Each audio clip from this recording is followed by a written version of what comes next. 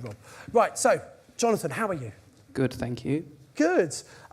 Tell us a little bit about yourself, Jonathan. Where are you from? What do you do? I'm from Nottingham. Yeah. I'm a full-time sourcer in property. Yeah, that's pretty much it at the minute. Okay, good. I'm doing Mastermind as well, obviously. Yeah. Mastermind 23. But you were sourcing property before Mastermind, Yes, weren't you? yeah, so I was sourcing property for 3 years now. Yeah. So hang on a minute. If you're already sourcing property, why would you want to come and do something at Mastermind? So, funny story actually. 2 of my friends did Mastermind on the couple of years that have passed before me. And I've been in the industry for 3 years, and they seem to go past me very quickly. They went past me, in the years they did it, they absolutely destroyed me with the amount of properties they gathered. So hang on a minute. So you've been doing property 3 years. Yeah, yeah. Your friends who had no prior experience came in, and in 12 months they actually smashed what you'd done in 3 years. Yeah, none whatsoever. So I'd done 3 properties in 3 years, pretty much. They both did this course that lasted a year, and replaced their income. Absolutely destroyed me. Yeah, pretty much. Okay. So you thought maybe there's something in this. Pretty jealous about that situation, yeah. Thank you for your honesty. Okay, but by the way, you're kicking ass now, aren't you? Yeah, doing really well now, yeah. Yeah. But at the time, obviously I felt like I was missing out quite a bit. Seeing people that had less experience than me, less money, everything less, they absolutely did so well. Yeah. And they, maybe they were hungrier. They must have been. They must have been. Yeah. I was just missing out. So they did explain the whole thing to me, but I just thought it was a con, if I'm honest. So yeah. That's why. Why would you pay that? How much money? Why would you pay that much money? I actually had food with one of them. Because you didn't need to do a course, did you? You were finding deals. I swore by it. I had dinner with one of them, and he told me that he'd just signed up for MM. And I remember saying to him, Christ, you're an idiot. I can't believe you've done it. I can't believe you've done it. Yeah. And then the year after, he called me, and he was the guy that made me go on Accelerator as well. So after Accelerator had gone past, and I absolutely, Accelerator was amazing for me, I rang him on the way home and apologised for how much of an idiot I'd been. Okay. Does he speak to you now still? He does still speak to me. Okay, that's good. Great. Cool. So look, you've done quite a few deals now, but this is an option deal, isn't it? So let's talk about, this is in your workbooks, guys, so you might want to put the figures in. So let's talk about this. So how did you, first of all, what was the circumstance around this? So this was a retiring landlord.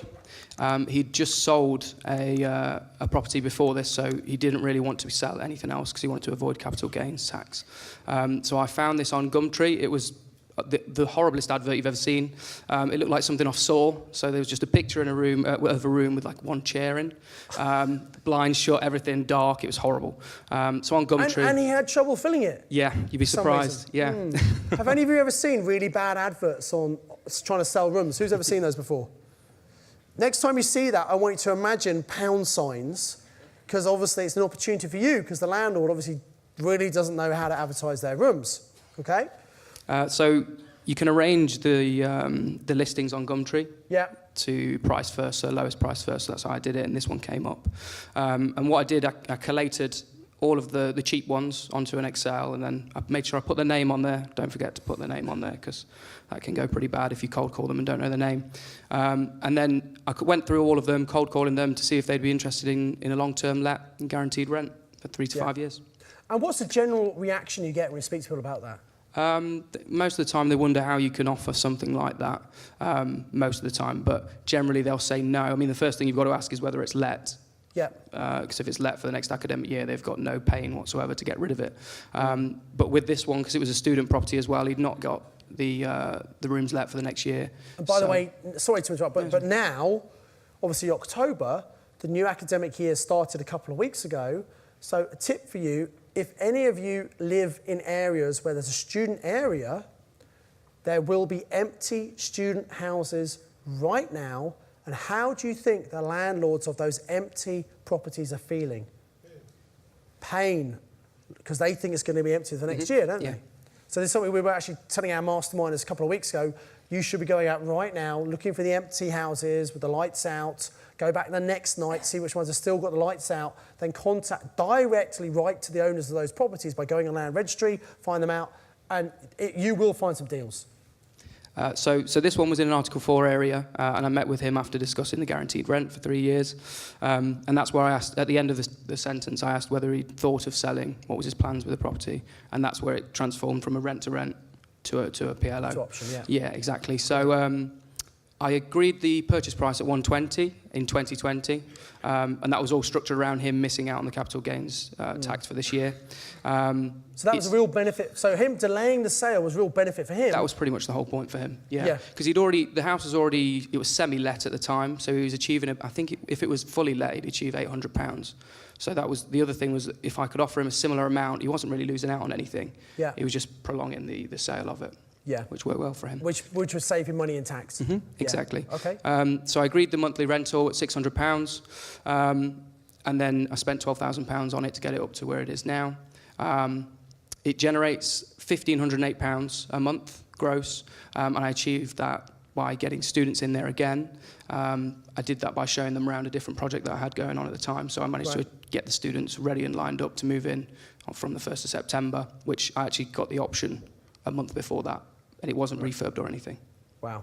Yeah. Just by showing them what else you'd done. Exactly, yeah. And here's the thing, see, in the student area, there are 3 reasons why a property might be empty this time of year.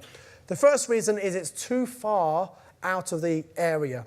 What happens is there's certain areas clustered around the university where you get lots of students living, and you get some families and old people there as well, and as those people move out the area, more and more student houses by parents with investor support around the university. So the area can sometimes contract where students are prepared to live. So it might be that for years and years it was fine, but as the nucleus got more concentrated around the university, this over here is now too far away. That's one problem.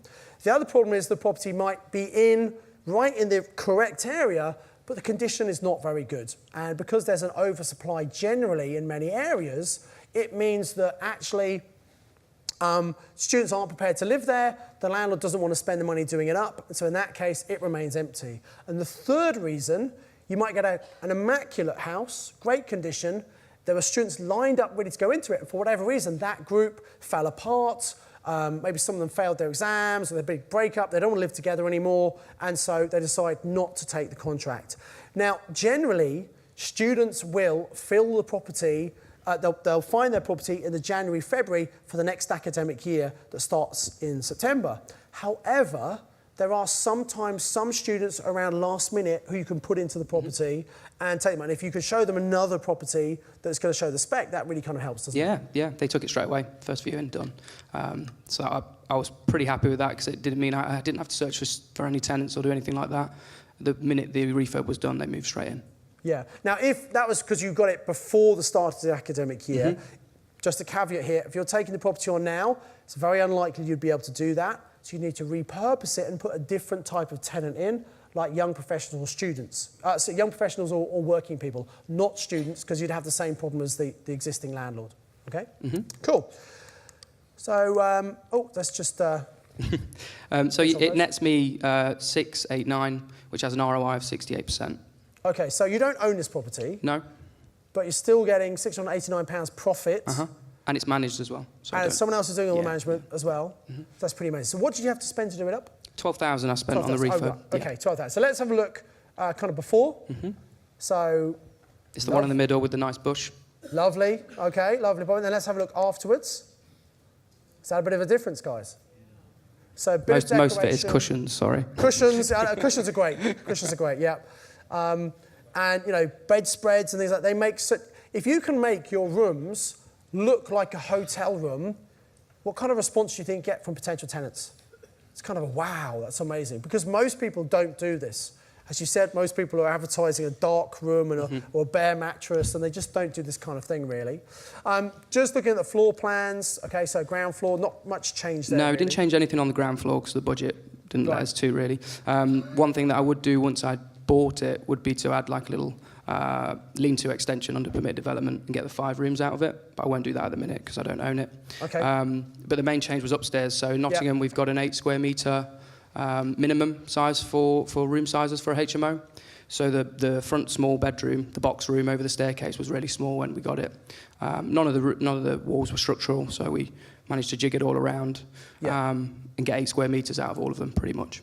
Right, fantastic, yeah. Just by moving the walls a little bit, putting some extra doors in, you know. And a big tip when you're doing, especially houses of multiple occupation, looking at floor plans is really important because you can see what potentially you could do. Don't think you have to keep to the layout you've already got. we can often add value to a property by seeing things in a slightly different way. And either you can do that yourself or maybe it's someone else to help you with it, but that's a great way for us to add value to a property. Yeah? Okay. So what as a room that couldn't really rent out suddenly is a rentable Exactly, area. yeah. Okay, which obviously increases the profit. Okay, excellent. So have you got any other, so in terms of just about options really, any final hints or tips for people? For me, it was just persistence and the whole thing of kind of shooting enough bullets, you're going to hit something. Yeah. So I just kind of went in, like I said, I did the cold call. I had a list of about 50 and I do it once a month. I just ring through them and just get leads that way. So it's all about persistence really with options. Excellent. And then finally, obviously, you have come on Mastermind because your friends were kind of whipping your ass. Pretty much. But you're catching up now. Yeah. You've done pretty well. So how many months are you in now? 6. I think we've just got 6. 6 months in. And what have you achieved so far? You've with some experience, obviously. Yeah. So what have you got to now? I've got 9 deals under the belt now. So thank you. So 3 years, 3 deals. Yeah. Says a lot, right? 6 months, 9 deals. Yeah. That's not worth the money, is it? No, I don't think so, no. No, okay. and if those deals all come through and once, I know some of them you're doing some building work, some of those, but once they're all let and managed, etc., and you get other people to manage for you, don't you? Yeah. What will the profit be for you before tax from those 9 properties? We'll be looking at around 11,000 net, something like that. 11,000 net? Yeah. That's with the JV, like my half of the JVs and things. Yeah. So you get other people to put money in, don't you? Yeah, exactly, yeah. Yeah, fantastic. Excellent. Jonathan, you've been an inspiration. Please Thank put you. your hands together. Thank Jonathan. Thanks so much. Thank you. Thank you. Oh, okay, thanks a lot. Well done. Cheers. Thank you.